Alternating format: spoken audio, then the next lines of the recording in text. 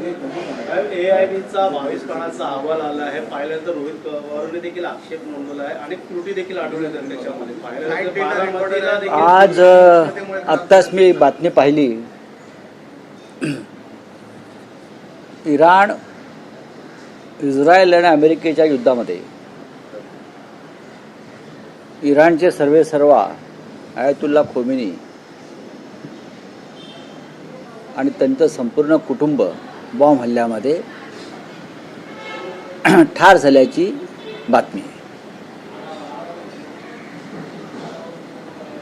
मोदी 2 दिवसापूर्वी इस्रायलमधून आले. भारताच्या जागतिक धोरणाला बसलेला हा धक्का आहे. इराणमध्ये 40 दिवसाचा शोक हा जाहीर केला. इराण हा भारताचा मित्र होता, अर्थात इस्रायल सुद्धा आहे. इराणनं भारताला आपल्या संकट काळामध्ये अनेकदा मदत केलेली आहे. काश्मीरच्या प्रश्नावर खुलेपणानं भारताच्या बाजूने उभा राहिलेला देश म्हणजे इराण. त्यानंतर इराण भारताला अत्यंत स्वस्त दरामध्ये तेल देत होता, एका मैत्रीच्या नात्यानं. इराणनं हे नातं आपल्याबरोबर कायम जपलं. इराणनं भारताशी कायम मित्रत्वाचं नातं ठेवलं. अशा इराणच्या संदर्भात, या युद्धासंदर्भात भारतानं एक भूमिका घेणं आवश्यक होतं. मोदी हे ट्रम्प आणि इस्रायलचे पंतप्रधान नेतन्याहू यांचे फार जवळचे मित्र आहेत. एकमेकांना मिठ्या मारताना आम्ही काल त्यांना पाहिलं इस्रायलला. जर भारत पाकिस्तान युद्ध हे ट्रम्पने थांबवलं असं ते म्हणतात वारंवार, तर इराणला वाचवण्याची जबाबदारी ही मोदी यांची होती. हे युद्ध थांबवण्याची क्षमता मोदींमध्ये आहे असं त्यांच्या समर्थकांना वाटतं. पण इराणवरती ज्या प्रकारचे बॉम्ब हल्ले झाले, लहान मुलांच्या हत्या झाल्या, मारलं, खोमेनीचं संपूर्ण कुटुंब त्यांच्या नातवांसह मारलं गेलं. भारताचं परराष्ट्र धोरण, भारताचं नेतृत्व काय करत होतं? हे युद्ध त्यांनाही थांबवता आलं असतं असं भारतीय जनता पक्ष किंवा इतर मोदींच्या समर्थकांचं म्हणणं आहे. जर भारत आणि पाकिस्तान युद्ध ट्रम्प थांबवू शकतात, तर इस्रायल आणि इराणचं युद्धसुद्धा आमचे मोदी थांबवू का शकले नाहीत? याचं उत्तर भारतीय जनता पक्षानं, सरकारनं द्यावं अशी आमच्या सगळ्यांची अपेक्षा आणि इच्छा आहे. ही अत्यंत दुर्दैवी घटना आहे जागतिक राजकारणासाठी. ही अत्यंत वाईट आणि दुःखद घटना आहे मध्य पूर्व आशियातील स्थैर्यासाठी. इराणचं कमजोर होणं हे भारतासाठी सुद्धा अत्यंत घातक आहे. कारण ज्या पद्धतीनं आता इराणवर अमेरिका आणि इस्रायल ताबा घेईल, हळूहळू ही पावलं भारताच्या दिशेनं पडू शकतात. नेतन्याहू आज आहे उद्या नसतील, पण भारत हा एक महान देश आहे. आधीच नरेंद्र मोदींनी अमेरिकेबरोबर केलेल्या ट्रेड डीलमुळे भारत अमेरिकेचा गुलाम झालेला आहे व्यापारी करारात. जर अमेरिकेनं इराणमध्ये पाय रोवले, पाकिस्तानच्या युद्धामध्ये, पाकिस्तान अफगाणिस्तानच्या युद्धामध्ये ट्रम्प पूर्णपणे पाकिस्तानला मदत करत आहे. लक्षात घ्या, पाकिस्तानला अर्थसहाय्य, पाकिस्तानला मिसाईल्स, पाकिस्तानला शस्त्र पुरवण्याचं काम प्रेसिडेंट ट्रम्प करत आहेत. आणि प्रेसिडेंट ट्रम्पनी पाकिस्तान आणि अफगाणिस्तानच्या युद्धामध्ये 2 दिवसापूर्वी पाकिस्तानचे पंतप्रधान आणि पाकिस्तानच्या जनरलच्या शौर्याचं कौतुक केलेलं आहे. याच्यावर सुद्धा भारताच्या परराष्ट्र खात्याकडून साधं निषेधाचं शब्द बाहेर पडला नाही. मग भारताचं परराष्ट्र धोरण काय आहे? भारताची जागतिक भूमिका काय आहे? की फक्त जाऊन परदेशात जाऊन फिरायचं आणि नेत्यांना मिठ्या मारून फोटो पाठवायचे भारतामध्ये, हेच आहे का? खोमेनी यांचं दुर्दैवी निधन, हत्या ही भारतासाठी सुद्धा धक्कादायक आहे, इतकंच मी सांगू शकतो. भारतावर अनेक देशाला फटका बसणार आहे याचा येणाऱ्या काळात अर्थव्यवस्था देखील परिणाम होऊ शकतो पूर्णपणे. पण आपल्या देशानं कोणतीच भूमिका या संदर्भात घेतली नाही. भूमिका घेणं गरजेचं असतं. इतकं मोठं युद्ध सुरू आहे आपल्या देशाच्या सीमेवर. मग भारत, मग पाकिस्तान अफगाणिस्तान असेल, इराण इस्रायल असेल, इराण दुबई असेल, इराण आणि अमेरिका असेल, हे युद्ध भारताच्या दारापर्यंत आलेलं आहे. या युद्धामुळे भारताचं आर्थिक व्यवस्था कोलमडण्याची शक्यता आहे. या युद्धामुळे भूगोल बदलण्याची शक्यता आहे भारताच्या सीमेवरील. आणि ह्या युद्धामुळे भारताला चटके बसण्याची शक्यता आहे. तरीही मोदी या युद्ध काळामध्ये इस्रायलला गेले आणि दुसऱ्या दिवशी इराणवर बॉम्ब पडले. जागतिक स्तरावरती भारताची नाचक्की झालेली आहे. अनेक तरुण तिथे तरुणी जे शिक्षणासाठी गेलेले आहेत ते अजूनही अडकलेले आहेत, त्याच परिस्थितीत आहेत. अनेक विमानं जी आहेत ती रद्द करण्यात आलेली आहेत. फटका मुंबई विमानतळावर नाही सर्वत्र बसेल. आखाती राष्ट्रामध्ये, मग दुबई असेल, कुवेत असेल, बहरीन असेल, इस्रायल असेल, अनेक ठिकाणी भारतीय पर्यटक अडकून पडलेले आहेत. कामधंद्यासाठी गेलेले उद्योजक अडकून पडलेले आहेत. विमानतळांवरती हल्ले झालेले आहेत. आणि भारतीय परराष्ट्र खातं आहे याच्याविषयी सगळ्यांना आता उत्सुकता की हे कसे सोडवणार, कसे येणार परत भारतामध्ये. पुण्यातलं एक कुटुंब आहे, मला मगाशीच अभय छाजेड यांचा निरोप आला, मी बोललो काही लोकांशी. त्यांचे कुटुंब आणि त्यांचा परिवार तिथे अडकलेला आहे. ही अत्यंत दुर्दैवी गोष्ट आहे की ज्या पद्धतीनं खोमेनीला मारलं, त्याचं कुटुंब मारलं, त्याची नातवंड मारली, हे क्रौर्य आहे. लष्करी बंदोबस्त वाढवावा लागेल भारताचा का वाटताना अशा वेळेस जर हल्ले होत असेल. नाही, हा प्रश्न वेगळा आहे. आणि इराणवरचा ज्या पद्धतीनं हल्ला अमेरिका आणि इस्रायलने मिळून केलेला आहे आणि त्याच्यामध्ये खोमेनी ठार झालेले आहेत, याच्यावरती भारतानं भूमिका घेणं गरजेचं असं माझं म्हणणं आहे. हा प्रश्न इराण किंवा इस्रायलचा नाही, इराण किंवा अमेरिकेचा नाही आहे. हा प्रश्न एखादा देश गुंडागर्दी करून एखादा देशाचा कशा प्रकारे ताबा घेतो, बरं का. जसं आपल्याकडे गँगवॉरमध्ये होतं तसंच आहे ना ते. ज्या पद्धतीने व्हेनेझुएलाच्या राष्ट्रपतीला अमेरिकेच्या सैन्यानं किडनॅप करून आपल्या तुरुंगात टाकलं, अशी परिस्थिती उद्या या देशातल्या, जगातल्या कोणत्याही राष्ट्रावरती येऊ शकते. कोणालाही उचलून अमेरिका इस्रायल एकत्र येऊन उचलून आपल्या तुरुंगात डांबू शकतात किंवा मारू शकतात. त्याच्यामुळं मोदी हे विश्वगुरू आहेत. मोदी हे विश्वगुरू तसं डंका पिटला जातो. त्याच्यामुळे विश्वगुरूंनी या संदर्भात एक भूमिका घेणं गरजेचं आहे.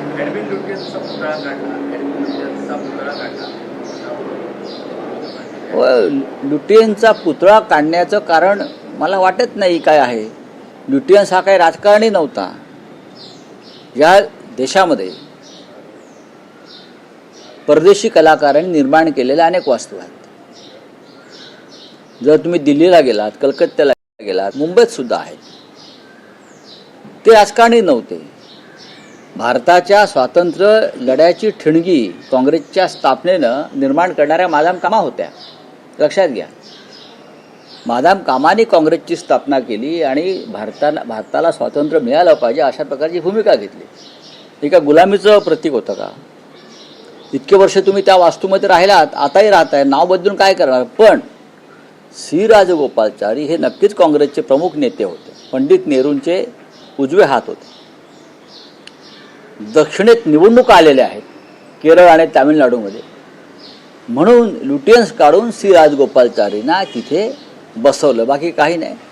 लुटियन्सनी जी दिल्ली निर्माण केली त्या दिल्लीवर, त्या उत्तम स्मार्ट सिटीवर सेंट्रल विस्टाच्या नावानं बुलडोझर फिरवण्याचं काम नरेंद्र मोदी करतायत. जाऊन बघा दिल्लीमध्ये सर्वत्र पाण्याचे लोट वाहत आहेत, खड्डे पडलेले आहेत, धूळ आहे, सिमेंट पडलेलं आहे.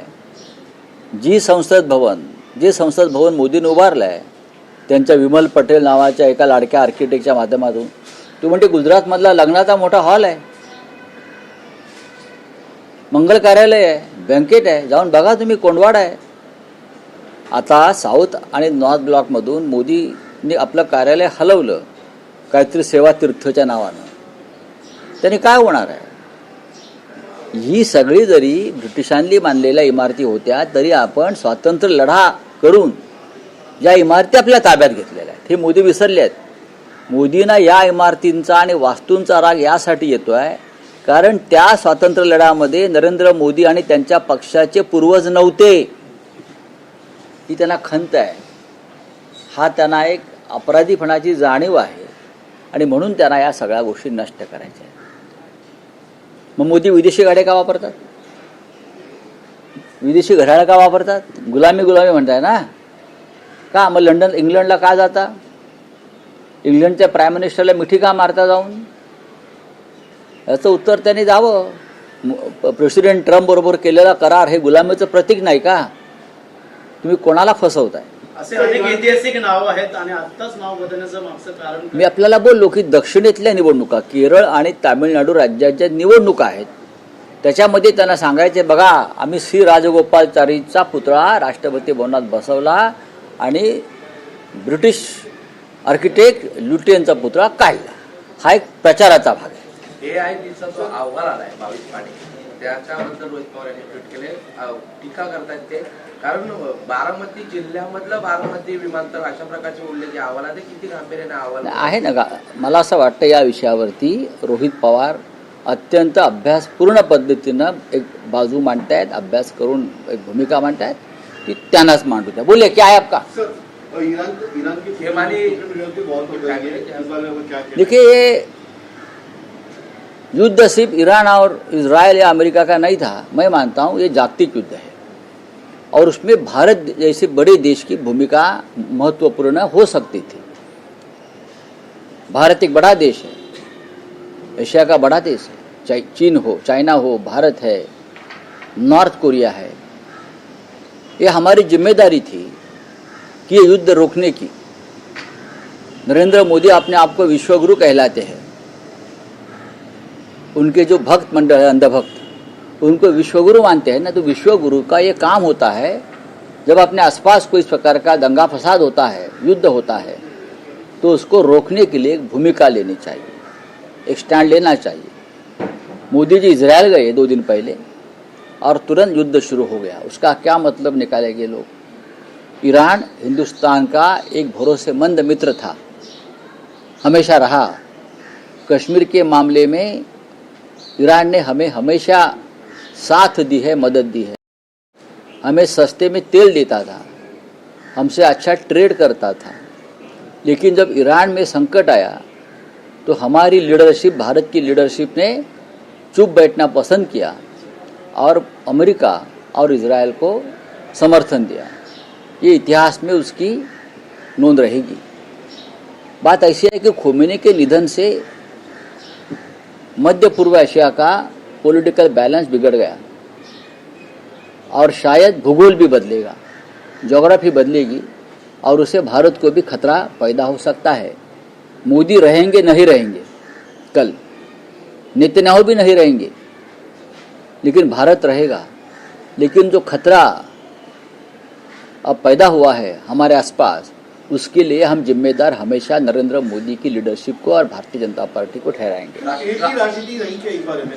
तेल की राजनीति रही? कौन सी? ऑयल की राजनीति बड़ी रही? नहीं, मुझे भारत की वो उनकी रहेगी. भारत इस राजनीति में कहीं नहीं है. भारत इजराइल की भी गुलामी करता है, भारत अमेरिका की भी गुलामी करता है. भारत सबकी गुलामी कर रहा है. भारत को, इतने बड़े देश को, विश्वगुरु को स्टैंड लेना चाहिए था. पाकिस्तान और अफगानिस्तान का युद्ध चल रहा है, उसमें लेना चाहिए. प्रेसिडेंट ट्रम्प खुलेआम पाकिस्तान की मदद कर रहे हैं, खुलेआम उनको मिसाइल दे रहा है, उनको पैसा डॉलर दे रहा है और पाकिस्तान के प्राइम मिनिस्टर, पाकिस्तान के जनरल्स को शूर भी बोल रहा है. ये बहुत शूर लोग हैं जनरल आपके. तो क्या हमारे देश की तरफ से किसी ने उसका निषेध किया है, क्रिटिसाइज किया है कि प्रेसिडेंट ट्रम्प ये ठीक नहीं है, बोला है क्या? तो क्या है आपकी पॉलिसी, क्या है? सर बहुत सारे लोग अटके पड़े, एयरपोर्ट तो अभी पे भी लोग जमा है। सरकार को देखना पड़ेगा उस बारे में। हमारे लड़के, हमारे बच्चे, हमारे स्टूडेंट, हमारे कामकाजी लोग गल्फ में, इजराइल में, ईरान में अटके पड़े हैं। उनको लाने की जिम्मेदारी विश्वगुरु की है। राष्ट्रपति भवन से एडमिन तो दिल्ली साहब, बुलाया गया है। हाँ? किस तरह से इस राजनीति को देखते हैं? देखिए, लुटियंस, एडविन लुटियंस का एक स्टैचू था राष्ट्रपति भवन में, जिसने राष्ट्रपति भवन बनवाया और सभी राष्ट्रपति वहाँ रहे। क्या मालूम कल मोदी भी वहाँ रहने को जा सकते हैं। उसका स्टैचू हटाया। क्यों? गुलामी का प्रतीक है। कौन सी गुलामी? प्रेसिडेंट ट्रम्प से आपने जो ट्रेड डील किया है वो गुलामी नहीं है। इजराइल के साथ आप जो कर रहे हो गुलामी नहीं है।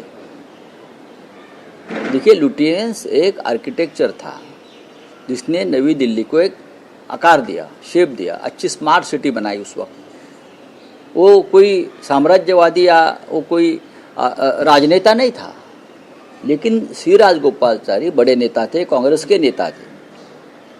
इसलिए आपने उसको आज लाया है राष्ट्रपति भवन में, क्योंकि केरल और तमिलनाडु में जो चुनाव आने वाला है विधानसभा में, तो आप दिखाना चाहते हैं साउथ के लोगों को, देखो मैंने साउथ के इतने बड़े नेता को राष्ट्रपति भवन में उनका स्टैचू लगाया है। लुटियंस ने बहुत कुछ बनाया दिल्ली में, आप उसका भोग भी ले रहे हो। बड़े बड़े बंगले में आपके मंत्री रह रहे हैं जो लुटियंस के हैं। साउथ ब्लॉक, नॉर्थ ब्लॉक में आप कल तक बैठकर राज करते थे। अभी आपने एक नया अपना कोई बना दिया है ऑफिस, सेवा तीर्थ के नाम से, लेकिन दिल्ली पहचानी जाएगी लुटियंस के नाम से। मोदी जी कितनी भी कोशिश करें, आप सेंट्रल विस्टा बनाकर पूरे खड्डे, पानी, सीमेंट पूरे सड़क पर आपको दिखेगा दिल्ली में। दिल्ली को उद्ध्वस्त कर दिया है नरेंद्र मोदी जी ने। एक शहर बनाने में बहुत कष्ट लगता है, बहुत टाइम लगता है, लेकिन आप जो उद्ध्वस्त कर रहे हैं उसके लिए 1 घंटा काफ़ी है।